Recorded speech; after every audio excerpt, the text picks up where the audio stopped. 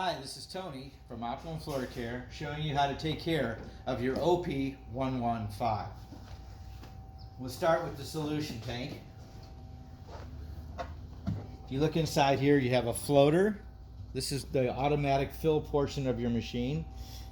This turns on and off the water and keeps the water relatively low but high enough so that the pump's always got plenty of water. Below there is a little screen that you can remove right here. This should stay clean most of the time, but if you were to ever manually fill the unit or use a dirty hose or something like that was to occur and you were to get debris in here, this filter of course would become dirty because it's there to protect the pump from that dirt getting into the pump. If you ever have a pump problem and it's not being able to fully pressure up, that would be one of the first things we would tell you to check. The second thing that we would tell you to try would be to get your bleeder hose, like this, disconnected the main line or the heater from your machine. And then you could take your bleeder hose, turn on your pump, and make sure you get all of the air out of the system. Sometimes high pressure pumps, especially if they are to run empty, can suck in air, and then they don't evacuate the air through the system by way of the wand and the jets very well. But they do get the air out of the system extremely well when you use a bleeder hose. So anytime you ever have a pressure problem, this is the first and most recommended thing to try before assuming that there's something broken.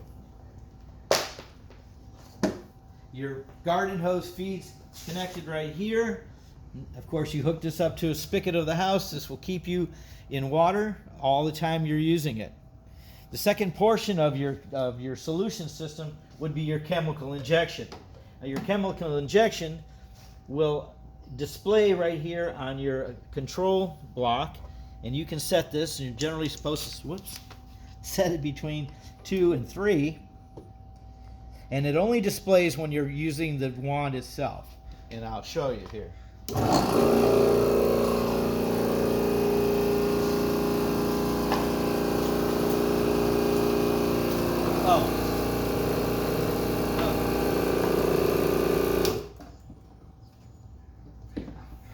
See, this is where I like to go.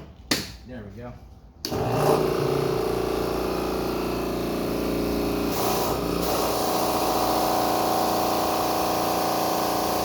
That's how you set your chemical.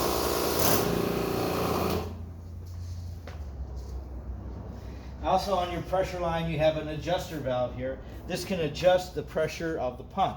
In other words, you can go way down by loosening the knob, and as you can see on your gauge you can go all the way down to 50, 100 psi for upholstery work, and then you can crank it up 500 where you normally would have for carpet cleaning, and then you can turn it all the way up to 800 for like tile and grout cleaning.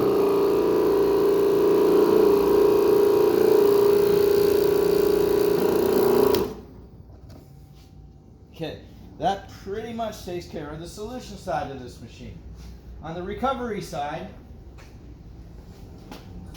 your auto dump connection is back here. You're going to run this hose to anywhere you want to the dirty water to go. It can be uphill, it can be downhill, it doesn't matter. It has a pump, and it will pump the water up if necessary to go up into a sink or into the bathtub or toilet, wherever you want the dirty water to go. You have a switch right here for your dump pump.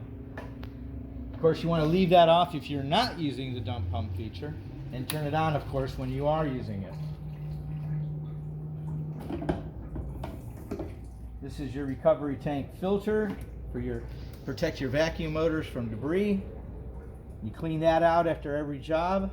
There's also another filter down in here for the dump pump to protect it from getting debris in there that could cause the dump pump to fail. You want to rinse this tank out at the end of every day. You want to make sure you open up the dump valve here in the back to rinse it out with, and also run it through your dump pump and rinse the dump pump out with the hose still connected, so to make sure the pump gets cleaned out as well. Also, when we're talking about the recovery tank, another thing that we want to talk about is foam. Foam is the arch enemy of any portable due to the fact that it has a relatively small tank. Foam can start to develop in here, especially if you've used the wrong products or too much of the right products, or if somebody else has left behind bad products that can foam up, like commonly dishwashing soap. Very foamy.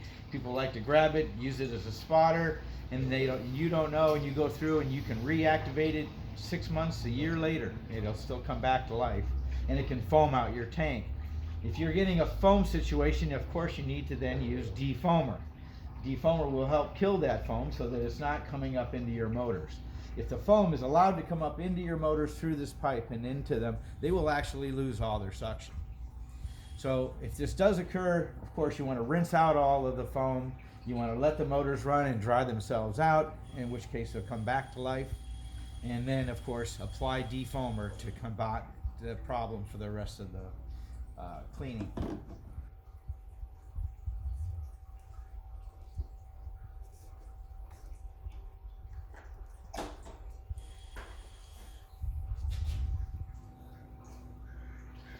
You have on the front, of course, your pressure gauge that displays your pressure, the dump pump switch that we just talked about. You've got 2 vacuum switches. It's important to note both vacuum motors have to be used on a machine like this because they're running parallel. They will have no suction if you're just using one. You do have to use both of them all the time. And then, of course, you have your pump. Over here is a circuit breaker. The circuit breaker is strictly for the pump.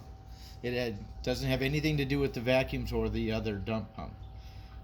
If the pump was to lock up, the circuit breaker would then save it from burning up. Generally, if it happens, it's because the pump is trying to start under pressure. If you do have residual pressure on your gauge when you go to start, it can put a strain on the pump. The best thing to do is to relieve that pressure by hitting your trigger, so that when the pump starts, it starts from 0 instead of having an additional load on it.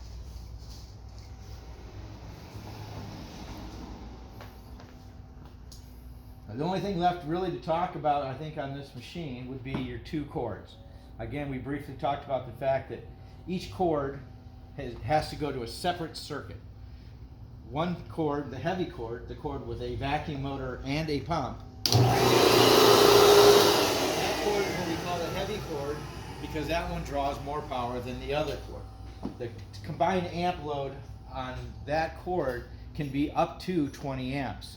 That means we need to find a circuit in the home, generally the laundry room, utility room, or the kitchen, where we have stronger 20 amp circuit breakers. And we want to make sure that we're plugging into a circuit that doesn't already have a lot of things running on it, so that that whole circuit is available for us. The second cord, the light cord, only has to drive the vacuum and the dump pump. They have a combined total of only 13 amps. That cord can be plugged in any room in the house. Pretty much any 15 amp circuit is going to be satisfactory. So a bedroom, a hallway, not so picky on that cord. That one's easy. This pretty much concludes the use and care of this machine. Thank you.